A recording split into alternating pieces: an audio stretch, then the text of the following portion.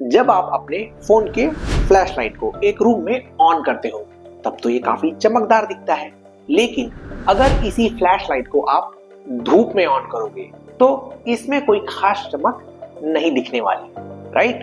Actually दोनों ही cases में light बिल्कुल वही है, बस हम उन्हें किस प्रकार देख पा रहे हैं उसमें थोड़ा सा फर्क है। ठीक इसी प्रकार हम इंसान लाइट के ब्राइटनेस को अलग अलग सिचुएशन में अलग अलग प्रकार से परसीव करते हैं। करेक्ट। आपको पता है एक ऐसा साइंस जो हमारे आंखों के परसेप्शन के हिसाब से लाइट को मेजर करता है, उसे फोटोमेट्री कहते हैं। चाहे वो आपके कार के हेडलाइट्स की बात हो जो घने कोहरे में भी आपको रास्ता दिखा देता है, या फिर स्टेडियम के वो फ्लड लाइट्स जो इतने बड़े स्टेडियम के कोने कोने को चमका देते हैं, या फिर हमारे गली मोहल्लों के वो स्ट्रीट लाइट्स जो कंफर्टेबली हमारे लिए ग्लेयर को कम कर देते हैं।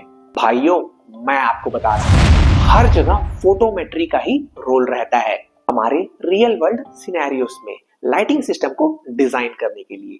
फोटोमेट्री बिल्कुल एक फाउंडेशन स्टोन के जैसा काम करता है।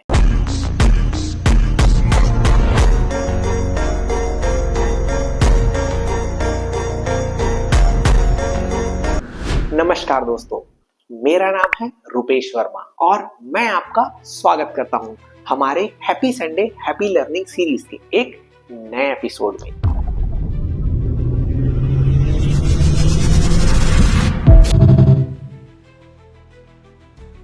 आज के सेशन में हम लाइट और लाइट के ब्राइटनेस को मेजर करना सीखेंगे with the help of basic concepts of photometry. और हमेशा की तरह इन कॉन्सेप्ट्स के रियल वर्ल्ड एक्साइटिंग एप्लीकेशंस को समझने पर हमारी खास नजर रहेगी। चलिए शुरू करते हैं।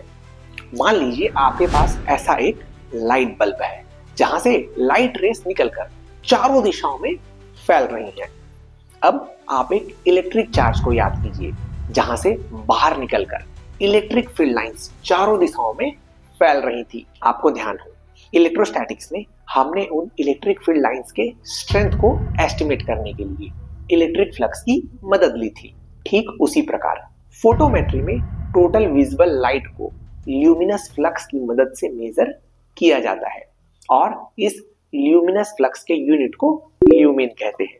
इसे ऐसे ही याद रखना, इलेक्ट्रिक फ्लक्स का भाई ल्यूमिनस फ्लक्स।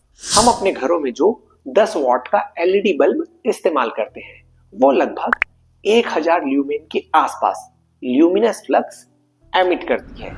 और इस ल्यूमिनस फ्लक्स का ब्राइटनेस के साथ क्या रिलेशन होता है इसे हम डिटेल में समझेंगे। बस आप इस वीडियो के अंत तक हमारे साथ बने रहिए।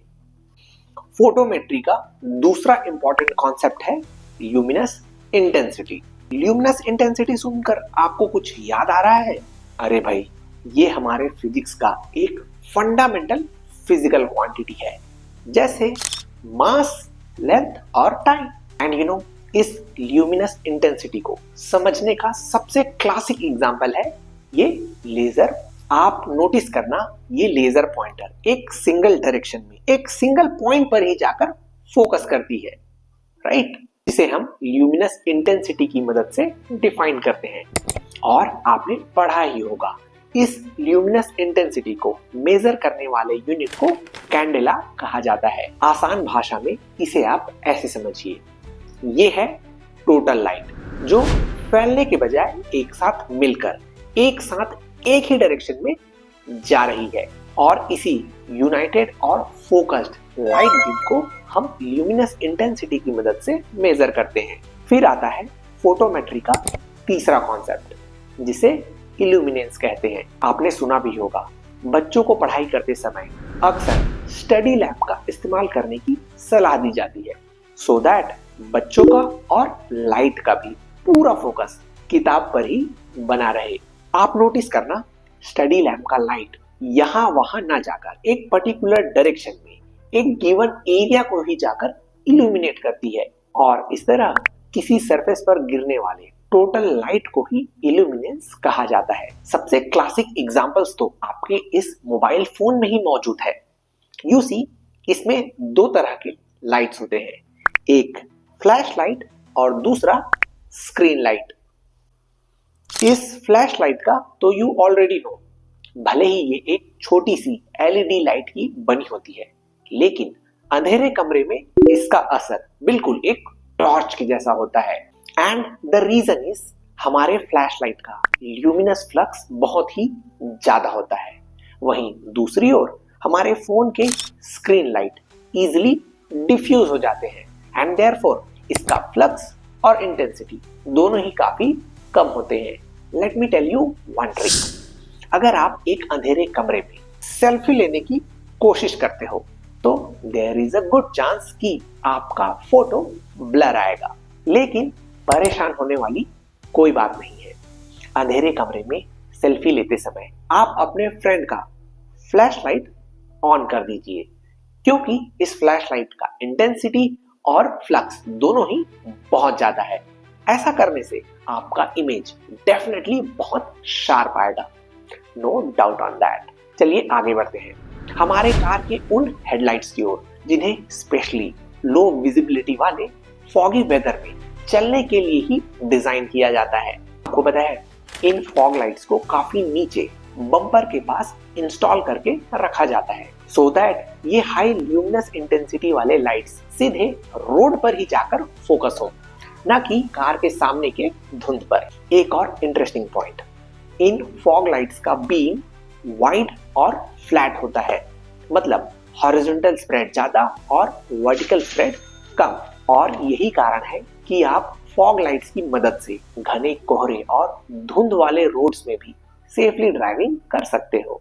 नेक्स्ट, चलिए हमारे स्ट्रीट लाइट्स की बात कर लेते हैं। यू कैन क्लियरली से इनका सिर्फ एक ही काम होता है, चारों दिशाओं में ज्यादा से ज्यादा एरिया में फैल जाना, है कि नहीं? एंड देयरफॉर हमारे स्ट्रीट लाइट्स की ल्यूमिनस इंटेंसिटी काफी कम होती है, लेकिन हमारे स्ट्रीट लाइट का ल्यूमिनस फ्लक्स और इल्यूमिनेंस बहुत ही ज्यादा होता है।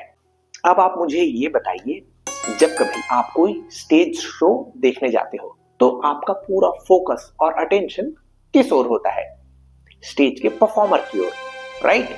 एक्चुअली ये पूरा का पूरा लाइटिंग सिस्टम का ही कमाल है। आप नोटिस करना, स्टेज शो के दौरान एक बहुत ही हाई ल्यूमिनस इंटेंसिटी वाले लाइट को सीधे आर्टिस्ट के ऊपर ही फोकस करवाया जाता है सो दैट ऑडियंस का पूरा फोकस और अटेंशन एक ही ओर हो। और वेरी स्मार्टली बैकग्राउंड में बहुत ही लो ल्यूमिनस फ्लक्स वाले लाइट्स लगे होते हैं सो दैट बहुत बढ़िया कंट्रास्ट क्रिएट किया जा सके और पूरे शो के दौरान ऑडियंस का पूरा फोकस और अटेंशन स्टेज के परफॉर्मर पर ही टिका रहे। है ना इंटरेस्टिंग? और दोस्तों, पूरी कहानी का सार ये है, जहां कहीं भी आपको स्मार्ट लाइटिंग सिस्टम्स या लाइटिंग पैनल्स इंस्टॉल करने हैं, वहां पर फोटोमेट्रिक डेटा ही आपके काम आने वाला है। इसे याद रखना। That's a rap for this episode. आपको आज का सेशन कैसा लगा मुझे कमेंट करके जरूर बताएं। एक एक्साइटिंग एपिसोड के साथ आपसे फिर मुलाकात होगी अगले हफ्ते। तब तक keep commenting, keep sharing. Happy Sunday, happy learning.